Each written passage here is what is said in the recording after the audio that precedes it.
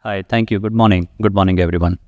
Uh, so Saurabh and Pradeep ji, I think covered a good dollops of information on uh, how Gift City has made difference in the global investing. Not obviously, it's just not global investing; it's also money coming into India. But as we are speaking today about how Gift City has helped Indians, diversify abroad, we will concentrate on that aspect. Uh, we will cover, I think Gift City has been talked about, so I'll very quickly, without talking what it is like, I'll probably just take you to a slide which provides a 2016 and 2026 snapshot. So this is because I have been there in my various avatars since 2016. So I went in 2016, I went in 2019, and I now keep going every month. The development is just mind blowing. I think every time you go there, there is something new that's happening.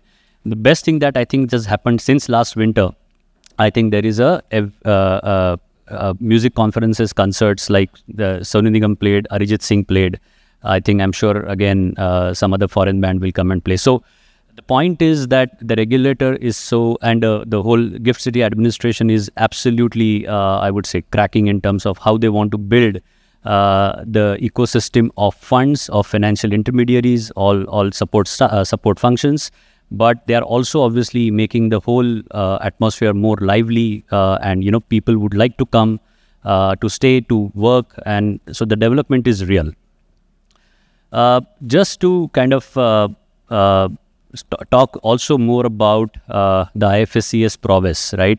I think that is something which I would like to very specifically highlight, for a reason that IFSC has surprised us in terms of the speed at which an Indian regulator can work, and they have done it consistently. Almost every quarter, the chairman, Mr. K. Rajaraman, and his staff is actually on the road going to Toronto. Means they recently just been to Toronto. They recently been to US, and they actually met a bunch of foreign investors, foreign governments, to see how they can better the fund ecosystem, the whole capital market ecosystem in India. So we are looking at a ecosystem and a regulator which is very forward looking. Some numbers, Pradeep sir actually covered some numbers, but let's look at some numbers which are relevant for the fund management industry, right? So the total investors actually have grown up, 90% in last 6 months, and the one decider for that has been the retail funds, right? So if you see in the last 6 months, there have been now the outbound retail funds that are now making a difference.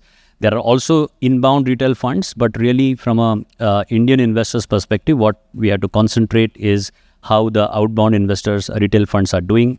The total capital committed itself has grown up by 115%. The registered fund management entities, back then when we started in 2022, we were the second or the third entity which got licensed. Now those entities are 202. Registered funds are about 313, and the funds raised from foreign jurisdictions are about 1.67 billion. This is all about, we're talking only of the outbound funds. The actual number is obviously of the money coming into India is significantly large. So if you see from a June 25 retail investors number to the December 26 number, this is exactly where the number difference is coming. As the global funds go retail, the number of retail investors taking it up has gone up. In fact, if I have to talk about Marcellus' experience, the level of interest we had between 2022 when we started the strategy up to 2025, let's say March, was we hardly were contacted by a distributor to talk about, hey, tell us what this fund is all about. We actually are now getting flurry of inquiries and empanelments, because now the story was there, but the eyeballs coming to the story are only now. So we closely looked at this ecosystem for the last 4 years. If we have to really see what changed, or why Gift City is so important, it's important for us to also see why or what was the situation for investing abroad back in 2022. right? So the only avenue, I would say only two avenues available for individuals to invest outside India was one, you had you had the LRS, the limit was exactly the same as it is today. And the second one was the mutual fund route, for which you have to invest in an Indian mutual fund. Unfortunately, those Indian mutual funds are subjected to overseas investment cap, which is dictated by RBI. And it's been now about close to 1.5, 2 years that there is zero headroom available in the RBI, allowed regulatory cap or the investment cap. And that is a 7 billion. That number is exhausted by the Indian mutual fund industry. So that route, for all practical purposes, is closed. And previously, there was no OPI construct, as Saurabh spoke about. The LLPs, partnership firms, or private limited companies were just not allowed to invest in portfolio investments. You can open a subsidiary outside India under the what we call ODI route, overseas direct investment route. But other than that, there was just no route available to make investments. Now, in 2022, what has changed is that, this whole route is now, first of all, completely regulated by IFSCA. So there were two options, right? As I said, when you are investing in a UCITS fund or in a fund that is based in Mauritius or somewhere else, you are actually dealing with a regulator who's not kind of known to you. You are dealing with an intermediary who's not regulated in your jurisdiction. That, I would say, the key difference, right? The comfort is actually key for an investor. For example, at least for me, that I should know who's regulating my service provider, number one, and where, if I can pick up the call in my time zone, and if there is an issue or if I need more information, if the information and a kind of a human is available in my time zone to either meet or talk. So that's, I would say, the key difference these GIFT regulations have made. It has allowed us to set shop and be regulated by an Indian regulator. The OPI construct I spoke about, I think that itself we have seen the level of interest from family offices is immense. And we will also speak about how, and in fact, if not in this session, but a session which my colleague Pramod will take, it will really, put in forth how much reforms that have happened on the distribution space, which is, I think, most relevant for this audience.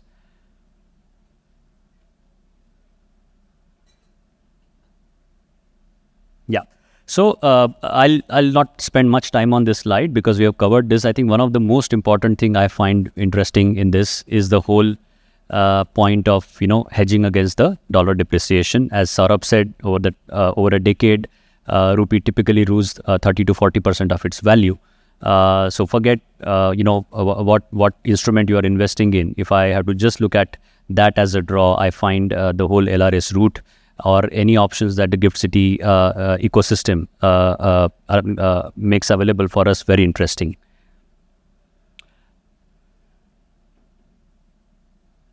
I think the key thing we've been, when we speak with investors and distributors, is two, right? One, again, what's the complexity of investing into a product that is in GIFT City, right? Because we are all so much now used to investing as simple as very simply in a mutual fund. Is the investment into a GIFT City fund as simple as a mutual fund? So I'll make one point here. The mutual fund investment and the simplicity actually took place over a decade, right? You see the KRAs were introduced, the CKYC agencies got introduced, then the whole technology ecosystem, the technology ecosystem then developed around all the technological advancements that happened. So that is a benefit GIFT City is reaping off. The good part is the new retail funds that are being launched, including what we will think of in a very near future. It just takes not more than 3 or 4 minutes to subscribe to a retail mutual fund now. So we are coming very close to how a retail Indian mutual fund experience is like. From a tax perspective, I think also there is a lot of difference between when you invest directly in a UCITS fund or in a foreign stock using a particular platform versus what you do in GIFT City. Because while you need a Schedule FS if you invest in an offshore investment or offshore stock, which is a kind of slightly complicated, I would say, filing, because what you have to really do, you have to break down your entry points, your exit points, and eventually come out with a capital gains tax that you are required to pay. You need a professional help. Obviously, many people do it by themselves, but it just becomes complicated. Versus Gift City, where because the regulations and the regime allow the fund to deduct and hold the tax, the investor actually doesn't need to make any tax filings. What gets paid is the tax paid income, number one. Number two, because it is not a foreign asset. That's a key difference, guys. Because from a tax perspective, the fund is still tax resident in India, but from a foreign exchange perspective, it is a foreign, foreign exchange resident. That's a key difference, and for that reason, you don't need to file a Schedule FS when you file your investment, your tax returns. Also,